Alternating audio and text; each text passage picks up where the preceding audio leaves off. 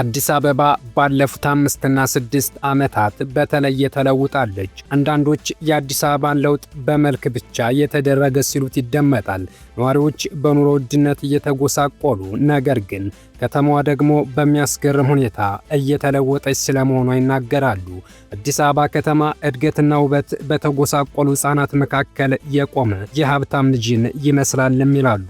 ሁሉም የክልል ከተሞች እሷን ለመምሰል ቢጥሩም ተደምረው እንኳን ከአዲስ አበባ የሚደርሱ አይደለም። አዲስ አበባ ብቻዋን ሕንፃዎቿን እርስ በርስ እያወዳደረች በመጓዝ ላይ ናት። እድገቷ ጤነኛ አይደለም። እየፈሰሰባት በቢሊዮን የሚቆጠር ገንዘብ የሥራ ዕድል አልፈጠረም፣ ገቢም መልሶ አላመጣም የሚሉ ክሶች ቢቀርቡባትም አዲስ አበባ ግን አሁንም ቀጥላበታለች። በየቀኑ ግዙፍ ሕንፃዎችና ፕሮጀክቶች ይጀመራሉ። እናም 2 ግዙፍ ፕሮጀክቶች አዲስ አበባ ላይ ለመጀመር እንቅስቃሴዎች ተጀምረዋል። አንደኛው አዲስ ቱሞሮ የሚባለውና የጎተራ ሰፈር ተነስቶ ቦታው ላይ ይለማል የተባለው ግዙፍ የኢኮኖሚ ዞን ሲሆን በቢሊዮን ዶላር የተመደበለት ነው። ከዚህ በተጨማሪም አዲስ አበባ ሌላ የግንባታ መረጃ ተሰምቶባታል። ይህም ከሰሃራ የአፍሪካ ሀገራት ደቡብ አፍሪካን ጨምሮ ካሉት ሕንፃዎች ሁሉ የሚበልጥ ግዙፍ ሕንፃ አዲስ አበባ ሜክሲኮ አቅራቢያ ሊገነባ መሆኑ ነው። ይህ ሕንፃ በኢትዮጵያ ኤሌክትሪክ ኃይል የሚገነባ ሲሆን 445 ሚሊዮን ዶላር ተመድቦለታል። በአሁኑ ሰዓት የአዲስ አበባ ረጅም ሕንፃነትን ሪከርድ ከያዘው የኢትዮጵያ ንግድ ባንክ ዋና መስሪያ ቤትም 119 ሜትር ብልጫ አለው ተብሏል። ከአፍሪካ ግዙፍ ሕንፃዎች ተርታ የሚሰለፉት እነዚህ ግንባታዎች ለከተማዋ ምን ትርጉም አላቸው? በዛሬው ልዩ ዘገባችን የአዲስ አበባን ረጃጅም ሕንፃዎችና የነገዋን ከተማ ውብ ገጽታ በጥልቀት እንቃኛለን። አብራችሁን ቆዩ። አዲስ አበባ ፈርሳ እየተገነባች ነው። ለዘመናት የማይነቃነቁ የሚመስሉት አፈራማ ቀለም ያላቸው የቆርቆሮ ቤቶች በልደታ፣ በካሳንቺስ፣ በ4 ኪሎ አካባቢና በሌሎችም ያረጁ የአዲስ አበባ አካባቢዎች ፈርሰው የኮሪደር ልማት ተተክቶባቸዋል። አካባቢዎቹ የእግረኛና የመናፈሻ ቦታዎች ሆነዋል። ነዋሪዎቹ ወደ ተለያዩ አካባቢዎች ተወስደዋል። መንደሮች ፈርሰው በምትካቸው ረጃጅም ሕንፃዎች ለሆቴል፣ ለቢሮና ለሌሎችም አገልግሎቶች እየተገነቡ ነው። እነዚህ ግንባታዎች የከተማዋን ገጽታ እየቀየሩ ቢሆንም ለረጅም ጊዜ የኖሩበትንና ያደጉበትን ሰፈር ለሚለቁ ቤተሰቦች ግን አስቸጋሪ ሁኔታን እንደፈጠሩ አይካድም። መንግስት ከተማ የሚገነባው እንዲህ ነው በሚል ገፍቶበታል። የጫካ ፕሮጀክት በሚል የካን ተራራ ታኮ እየተሰራ ያለው ፕሮጀክትም ገና ብዙ መንደሮች እንዲነሱ ሊያደርግ ይችላል ተብሎ ይጠበቃል። በቅርብ ጎተራ ሰፈር ሊነሳና አዲስ ቱሞሮ የተባለው ሌላ ቅንጡ ኢኮኖሚ ዞን ግንባታ እንደሚጀመር ሪፖርተር አስነብቧል። በተጨማሪም ደግሞ የኢትዮጵያ ኤሌክትሪክ ኃይል ከሰሃራ በታች ትልቁን ሕንፃ አዲስ አበባ ላይ ሊያስገነባ መሆኑ ተሰምቷል። የኢትዮጵያ ኤሌክትሪክ ኃይል ያስገነባዋል የተባለው የዋና መስሪያ ቤት ሕንፃ 197800 ካሬ ሜትር ስፋት፣ 327.5 ሜትር እርዝመት እንዲሁም 62 ፎቅ ይኖረዋል ተብሏል። በዚህም በአሁኑ ወቅት በኢትዮጵያ ትልቁን ሕንፃ የንግድ ባንክን የ209.7 ሜትር እና የ53 ወለል ሕንፃ በብዙ መጠን የሚበልጥ ይሆናል። ከሜክሲኮ አደባባይ አቅራቢያ በቂርቆስ ክፍለ ከተማ ሊገነባ የታቀደው ይህ ሕንፃ 445 ሚሊዮን ዶላር ያወጣል ተብሏል። ፕሮጀክቱ ቀደም ብሎ የታቀደ ሲሆን በገንዘብና በሎጂስቲክ ችግሮች ምክንያት ቆሞ ቆይቷል። አሁን ላይ ግን የኢትዮጵያ ኤሌክትሪክ ኃይል ድጋሚ ለግንባታው ጨረታ አውጥቷል።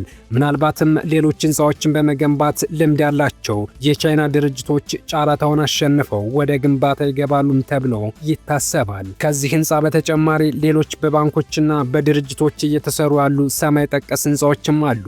አዲስ አበባ አዲስ መልኳ ጎልቶ ወጥቷል። መንገዶቿ፣ መብራቷ፣ የአትክልት ስፍራዎችና መዝናኛዎቿ ላይን ይማርካሉ።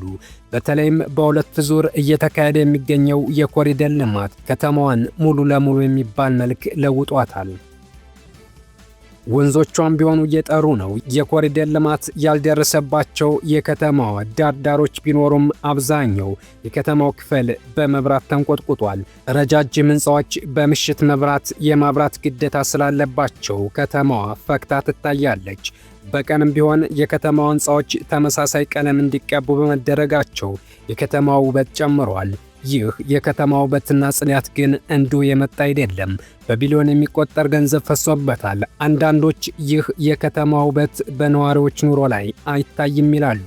የከተማዋ ነዋሪዎች በኑሮ ውድነት ጠንዝለው የከተማዋ ብቻዋን መፍካት ዋጋው ብዙም ነው ሲሉም ይተቻሉ። ሁሉም ለሰው ነውና በሚለው ብሂል አዲስ አበባ ነዋሪዎቿን በኑሮ ውድነት አዳክማ እርሷ እንደ ቅቤ ቀላብርታለች ሲሉ ውበቷ የነዋሪዎቿን አኗኗር አይወክልም ሲሉ ይደመጣሉ። የሆነ ሆኖ ግን ከተማዋ ግንባታውንም ልማቱንም ቀጥላለች። አሁንም የቢሊዮን ዶላር ፕሮጀክቶች እንደቀጠሉ ናቸው። ወንዞቿ ሳይቀሩ እንደ አዲስ እየተገነቡ ነው። ከአፍሪካ ውቧ ከተማ የመባል ዕቅድ ሰንቃ እየሰራች ያለችው አዲስ አበባ በዚህ ከቀጠለች የማትሆንበት ምክንያት ምንም ነገር የለም። በተለይም ደግሞ አሁን ላይ አዲስ አበባ ከሰሃራ በታች የአፍሪካ ረጅሙን ሕንፃ ለመታቀፍ ማለሟ ሌላ ውበት ሊጨምርላት ይችላል። በእርግጥ ይህ የአዲስ አበባ ሕንፃ ተገንብቶ እስኪጠናቀቅ ድረስ ከዚህ የበለጡ ሌሎች ሕንፃዎች በሌሎች የአፍሪካ ሀገራት ሊገነቡ ይችላሉ። በአሁኑ ሰዓት የአፍሪካ ረጅሙ ሕንፃ እየተገነባ ያለው በግብፅ ሲሆን ቁመቱ 400 ሜትር ይደርሳል። ሕንፃው 77 ወለሎች ያሉት ሲሆን እየተገነባ ያለው በአዲሷ ከተማ ነው። የአፍሪካ ሁለተኛው ሕንፃ በአልጄሪያ የሚገኝ ሲሆን ጃማይል ጃዛር ይባላል። 264 ሜትርም ይረዝማል። ሶስተኛውም እንዲሁ በሰሜን አፍሪካዊቷ ሀገር ሞሮኮ የሚገኝ ሲሆን 250 ሜትር ይረዝማል። አሁን በአዲስ አበባ የተጀመረው ሕንፃ ሰሜን አፍሪካን ባካለለ ደረጃ አወጣጥ ከአፍሪካ ሁለተኛ ላይ የሚቀመጥ ነው። የኢትዮጵያ ንግድ ባንክ ዋና መስሪያ ቤት ሕንፃ ከአፍሪካ 7ኛ ደረጃ ላይ ይቀመጣል። አዲስ አበባ ከመላው አፍሪካ ሁለተኛ፣ ከሰሃራ በታች ደግሞ አንደኛ የሆነውን ሕንፃ ለማብቀል እንቅስቃሴ ጀምራለች። እስከ 10 ሚሊዮን ነዋሪዎች ይኖርባታል ተብላ የምትታመነው አዲስ አበባ ከፍተኛ ፍልሰት የምታስተናግድ ከተማ ናት። በተለይም በሌሎች አካባቢዎች ያሉ የጸጥታ ችግሮች አዲስ አበባ ብዙ ሰው እንድትቀበል አድርጓታል። ይህም የኑሮ ውድነቱን እንዲባባስ አድርጓል። መንገድ ላይ የሚፈጸሙ እገታዎች ደግሞ የከተማዋንም የሀገሪቱንም ኢኮኖሚ ይጎዳል። የኢትዮጵያ አብዛኛው ገቢ የሚገኘው ከአዲስ አበባ ነው። አዲስ አበባ የፖለቲካም የኢኮኖሚ ማዕከል ናት። አዲስ አበባ ለኑሮ ውድ ከሆኑ የአፍሪካ ከተሞች ተርታ የምትሰለፍ ሲሆን በተለይም የቤት ኪራይ ከፍተኛ ደረጃ ላይ ደረሰባት ከተማ ናት። መንግስት የቤት ኪራይ ዋጋን ቁጥጥር እንደሚያደርግ ይታወቃል። ሆኖም አዲስ አበባ ለውጧ የሚያስገርም ነው። ከርቀት ለሚያት ብቻ ሳይሆን ለነዋሪዎቿም ጭምር በየቀኑ እንግዳ ናት። አዲስ አበባ በዚህ የልማት እንቅስቃሴ ውስጥ ቅርሶቿን በሚመለከትም ብዙ ሲባል ቆይቷል። እንደሚታወቀው አዲስ አበባ በርካታ ቅርሶች ያሏት ከተማ ናት። በከተማ ውስጥ ከሚገኙት ቀደምት አብያተ ክርስቲያኖች የቀራንዮ መድኃኔዓለም ቤተክርስቲያን ስንመለከት በ1836 ዓመተ ምህረት በንጉሥ ሳህለ ሥላሴ ዘመነ መንግሥት የተሰራ ነው። የእንጦጦ ማርያም ቤተክርስቲያንና ኡራኤልን እንዲሁም ሌሎችንም ማንሳት እንችላለን። እነዚህ ከከተማዋ መቆርቆር ከ1879 ዓመተ ምህረት በፊት የነበሩ ናቸው። ስለዚህ አዲስ አበባ ቅርስም ታሪክም ያላት ከተማ ነች። እንግዲህ እነዚህ አካባቢዎች በዋናነት በቅርስነት ከተመዘገቡባቸው ምክንያቶች አንዱ ሕዝብ በብዛት ወጥቶ የተለያዩ ክንዋኔዎችን የሚያደርግባቸው መሆናቸው ነው።